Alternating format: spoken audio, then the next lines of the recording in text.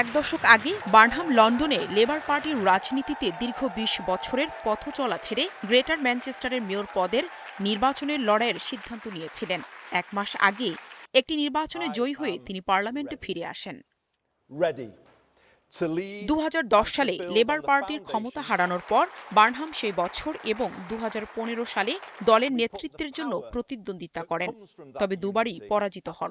এর আগে ২০১৭ সালে জাতীয় পর্যায়ে লেবার পার্টির নাজুক সময় তিনি গ্রেটার ম্যানচেস্টারের মেয়র পদে লড়াইয়ের জন্য পার্লামেন্ট থেকে পদত্যাগ করেন। তার কর্মপদ্ধতি ম্যানচেস্টার রিজম নামে পরিচিত পায়। করোনা মহামারীর সময় বরিস জনসনের সরকারের নীতির বিরুদ্ধে দাঁড়িয়ে তিনি বেশ জনপ্রিয়তা পান। ম্যানচেস্টারের গণপরিবহন ব্যবস্থাকে সরকারি নিয়ন্ত্রণে এনে তিনি দারুণ প্রশংসিত হয়েছেন। স্থানীয় অর্থনীতিকে চাঙা করায় অনেকেই তাকে উত্তরের রাজা উপাধি দেন। ২০০১ সালে প্রথমবার পার্লামেন্ট সদস্য নির্বাচিত হওয়ার পর তিনি লেবার দলীয় প্রধানমন্ত্রী টনি ব্লেয়ার ও গর্ডন ব্রাউনের সরকারের বিভিন্ন গুরুত্বপূর্ণ পদে দায়িত্ব পালন করেন।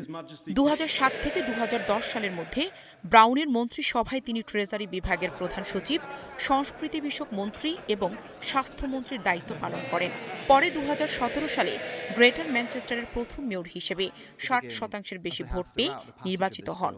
২০২১ সালে তিনি আরও বড় ব্যবধানে পুনর্নির্বাচিত হন।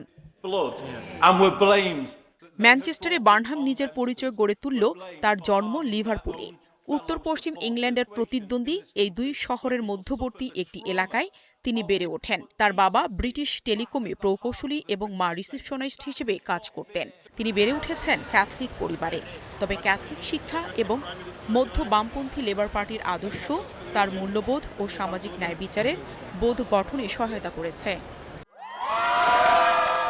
বার্নহাম ছিলেন তার পরিবারের প্রথম প্রজন্ম যিনি বিশ্ববিদ্যালয়ে পড়াশোনা করার সুযোগ পেয়েছিলেন, আর সাধারণ কোনো বিশ্ববিদ্যালয় নয়। বার্নহাম পড়াশোনা করেছেন ক্যামব্রিজে, যা দেশের অন্যতম প্রাচীন ও মর্যাদাপূর্ণ শিক্ষা প্রতিষ্ঠান। তবে তিনি সেখান থেকে ইংরেজিতে ডিগ্রি অর্জন করেন এবং সহপাঠী ও ডাচ নাগরিক মেরি ফ্রস্ট ভ্যান হিলের সঙ্গে ২০০০ সালে বিবাহ বন্ধনে আবদ্ধ হন।